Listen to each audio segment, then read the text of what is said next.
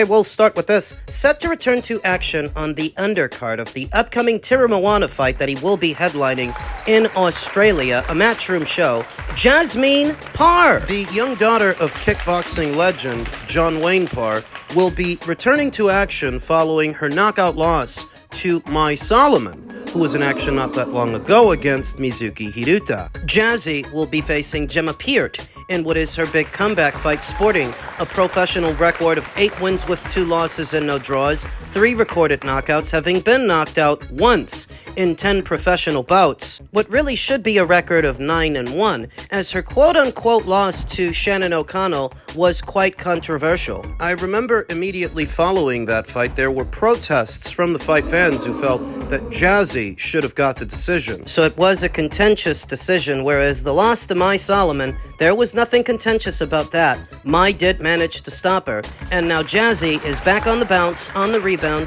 and she'll be facing Gemma Peart. Sports professional record of 9 wins with 1 loss and no draws, 3 recorded knockouts, having never been knocked out in 10 professional bouts, about the same number of fights as Jasmine Parr, though not as many career blemishes, and currently riding a 4-fight winning streak. Last in action last month on the 14th opposite the ring, a girl whose name I can't pronounce. Very active in the previous year, boxing 4 times. Once in March, again in June, again in August, then again in November, and seeing action at least once this one. So she's been busy, and she won't have any ring rust to have to shake off, as opposed to Jazzy. Jasmine was last in action in November of the previous year, so it has been some months since her last outing. She fought 3 times in the previous year, once in May, again in August, then the loss to Mai Solomon in November.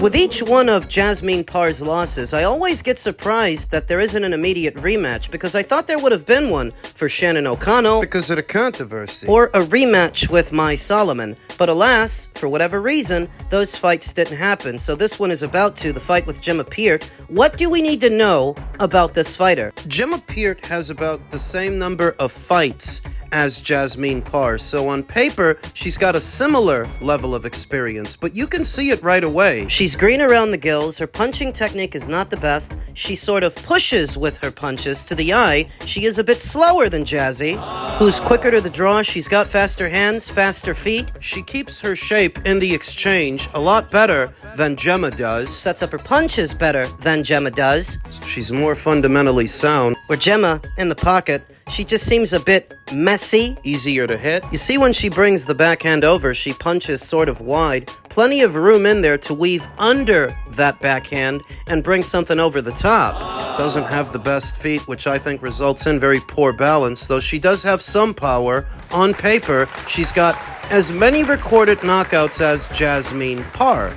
So what separates them, and you really have to pay attention to notice it, is Jasmine Parr has been fighting better fighters than Gemma has been fighting. So even if they have the same number of fights on paper, they don't actually have the same level of experience, because Jasmine's been in there with bigger and better and tougher fighters. So I expect Jasmine to win, in what is a sort of important fight, sort of make or break, because she's coming off a loss. If she were to suffer another one to Gemma, that ain't no fucking good. Only 23 years old and already having 2 losses in her CV, she can't afford another one. I would say that Jazzy has plenty of time to rebuild and get back on track, get back in the winner's bracket, but she's got to get there and stay there and rebuild. I like her chances in August. Part that really went viral in the interview was when Andre asked Errol about the Bud Crawford fight.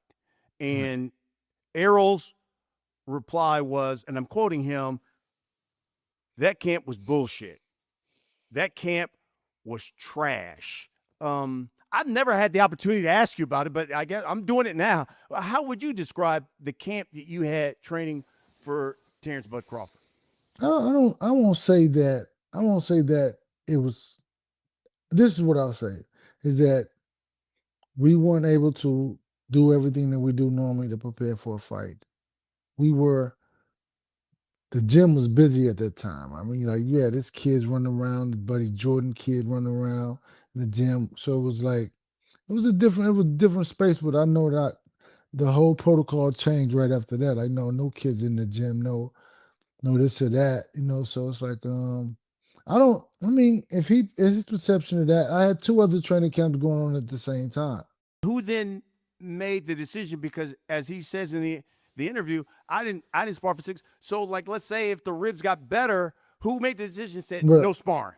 well, his father did. His father said he's not sparring, he's gonna save it to the fight. His father is the one who said no sparring. And he was complaining about the way the other guys were sparring. So I mean, so that's who it was. And he came to you and said that. Yeah, he said he didn't like the way he said no, he's not sparring. He's not gonna spar. And even the funny thing about it was, even you try to project when or what. So the week of, like, we were in Vegas, and I said, well, we can spar a little bit, but spar with one of your buddies who won't shoot body shots if you have injury. And he's like, no, I'm not doing that. No, I'm not sparring. No. So he wouldn't even do it then. So it's like, hey, it is what it is.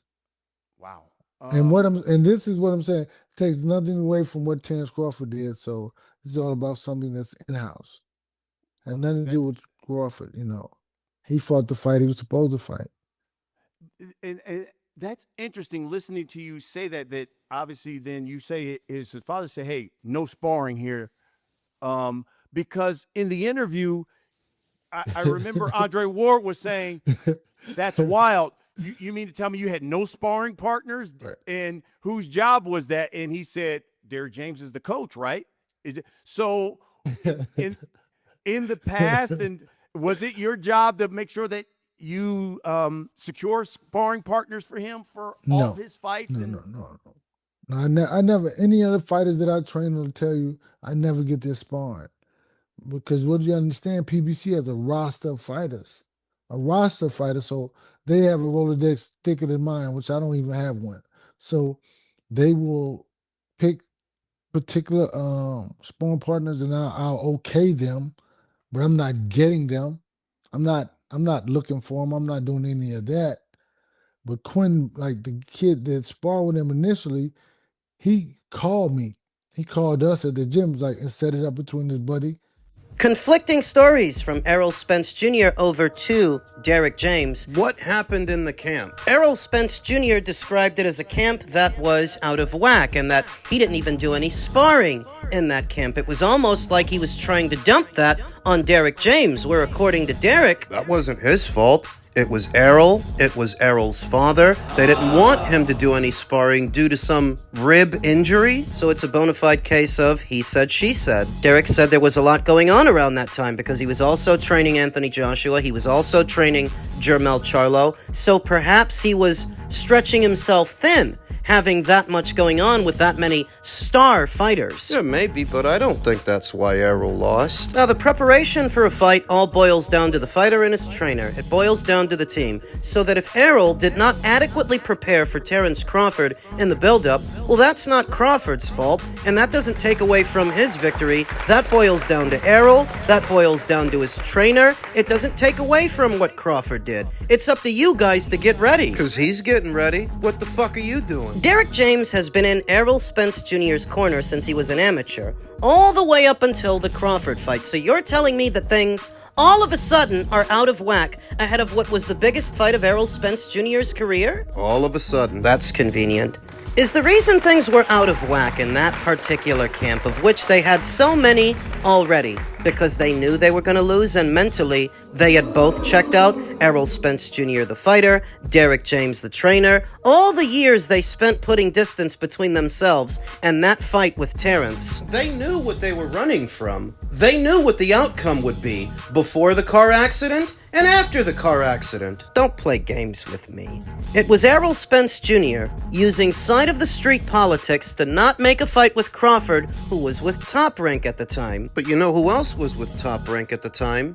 Tyson Fury. And him being with Top Rank at the time did not stop the PBC from making not one, but 2 fights between him and Deontay Wilder, so you can't now use that as an excuse to have not made the fight with Terrence. You could have had that fight sooner, before the car accident. If you didn't, it's your own fault. Frankly, so is the car accident. That does not absolve Errol Spence Jr. of culpability. If you get behind the wheel drunk, whose fault is that supposed to be? Terrence's? You're not a little boy. The people now use that car accident as a means to discredit Terrence Crawford's win over Errol, when it's Errol's own fault that happened. If you get behind the wheel drunk... Whose fault is that supposed to be? And even worse, that immediately following the car accident, everybody at the PBC said that Errol Spence Jr.'s injuries were superficial, that he's fine, expected to make a full recovery, he just lost a couple of teeth. His fans spent the subsequent years that followed claiming that Errol Spence Jr. would collect Terrence Crawford's eye like he collected Kell Brook's eye and Yordenis Ugas's eye. They said that he was going to do that to Terrence. That's what they were saying. If he was all right to beat Danny Garcia, and he was all right to beat Yordenis Ugas, well, why was he not all right to beat Terrence Crawford? Why did the buck stop at Terrence Crawford? And you know what it was. Terrence is better than them. He's better than Danny. He's better than Ugas. He's better than anybody Errol faced at the PBC, and he's better than Errol. He always was. You could have did this fight before the car accident, after the car accident. It would have been the same outcome. It would have been the same thing. Because in my opinion, there's no version of Errol Spence Jr. that wins that fight. Pre-car accident, post-car accident, so that if in the build-up you became a fucking booze hound and crashed a Ferrari, that don't take away from Terrence. That's your fucking fault. If you've got a big test coming up and you don't take time out to go over the materials and you don't take time out to study, when you fail, it's not the test's fault. It's yours. And if you don't have the discipline... The Terrence Crawford fight turned out to be the biggest fight of Errol Spence Jr.'s career. Commercially, it sold more pay-per-views than any fight he had before that. More than the Mikey Garcia fight, than the Porter fight, the Ugas fight. It was the biggest fight of his career. Errol Spence Jr. was 28-0 going into that Terrence Crawford fight. That's 28 separate training camps. 28 times you had to get ready, get out there, and get the job done. 28 times. To where all of a sudden you forget how to prepare, you forget how to train ahead of the biggest fight of your career. Oh, bullshit. Enough already. Errol Spence Jr. in his own dry way was trying to pawn off the blame on Derek James, and now Derek James is passing the ball back to him. That if you didn't spar in the build-up, it's not because of anything I said, it's because your father didn't want you to. You were fully aware of that. Apparently, another golden nugget is that the PBC only lets their guys spar other PBC fighters. I didn't know that. That the PBC has that kind of agency over their fighters to where they dictate who they can get ready with, what sparring partners they can use. I've never heard of that before. Seems somewhat morbid. Ultimately, I don't think it would have made a difference, though, because there's no version of Errol Spence Jr. that I think would have beat Terrence Crawford. That the very best version of that fighter I've ever seen, He still would have lost. And that's the tune I was singing here on the channel for the 5 years it took to put that fight together. Those videos are still up. All you gotta do is type in Spence versus Crawford in the search bar. miss me with the excuses. Miss me with the bullshit and the hair splitting. You didn't lose to Terrence because Derek James burnt the beans or left the toilet seat up. You lost to Terrence because he's better. He's always been better. And that's why you guys initially didn't even want to do that fight. That's why you lost. Because he's better. How much training camp do you think I had with Derek James? But then whenever he come, he with this big ego, and everybody got to listen to him because he the main coach. No, nigga, it don't work like that. You better shut the fuck up. I've been training my ass off with this dude that came from New York. He sleep in my house. We wake up, eat breakfast, and cook and train. And then when you come in town, you don't even speak to him or even check on to see how I'm training. What's messed up about it? You know, I went through that during that Canelo time, bro. You know, you don't even check in, nothing. You don't even know what's going on. Hardly even see you during the fight week. That was Jermell Charlo. Give me your response. That was a lot. Give me your response. Well, this is what I'm gonna start out with saying that I'm 54 years old. I'm not staying in the house with you and your woman. As a man, I should never be staying in the house with you, your woman, and your kids. and that's why I stopped staying when he got into a relationship. Because years before I would stay with him, right? But when he got a woman, his kid living in the house, I'm not staying in the house with them. So I started paying for my own hotel. That's what he doesn't understand. I pay for my own hotel. I fly myself in town. I have my own per diem. So for a training camp like that, I probably spend about $25,000 to $30,000 out of my own pocket. Wow. So because you gotta think about this. For that camp, I was in Houston for 7 weeks. They're giving Derek James a lot to have to respond to. Another one of his former fighters, Jermell Charlo, said he was an absentee trainer. In so many words, that's what he said, and that most of the time he was with some other guy from New York. In his own way, Jermell said that Derek James had got a big head. That he's going to be missing in action most of the time, so when he finally does show up, everybody's supposed to listen to him. But is that not an admission from Jermell that you didn't listen to Derek? So that when you don't listen and you do some other thing, it's Derek's fault you lost? But I thought you weren't listening. In a word, I think the same thing about Jermell Charlo's fight with Canelo that I think about Errol's fight with Terrence. I don't think there's any version of Jermell Charlo that could have beat Canelo Alvarez. I don't think there's anything Derek could have done to win him that fight short of hitting Canelo Alvarez with a chair. Shooting him in the mid-round. With this, like many other situations, in a case of he said, she said, I think the truth is somewhere in the middle. Maybe over time, Derek James, who was getting a lot of plaudits at that time for training Errol, for training Jermell, Frank Martin. All of the success that he was having with those fighters in his gym, I remember he got Trainer of the Year. So maybe based on that, he got a big head. He got a little bit egotistical, or maybe that was just Jermell's interpretation of it because he wasn't around as much. So Jermell gets to thinking, this guy's full of himself. When really all it is Derek doesn't want to be around you, your kid, and your girlfriend while you're blowing her back out in your bedroom. Don't rub me till I come, please, please. I mean, do you really think that winning or losing the Canelo Alvarez fight for Jermell all boiled down to how many times Derek James came over for s'mores and scary movies, for sleepovers? Is that what decided the outcome of the fight? Give me a break. Perhaps the relationship between Jermell and Derek,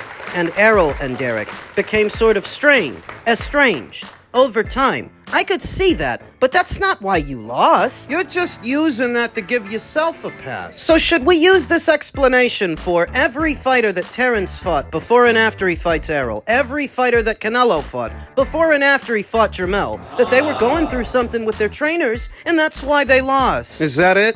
Or is the truth a lot more simple? That Canelo Alvarez was better on the night. Terrence was better on the night. They're better than you overall. They always have been. And that's why they won. They won because they're better. I'm not telling you that Derek James is perfect. I'm telling you that Errol isn't either. He isn't. Or Jermell. You wanted to turn into a booze hound after you started making serious money. That's more your fault than Derek's. Take some accountability, Jermell. There's no version of you that was gonna beat Canelo.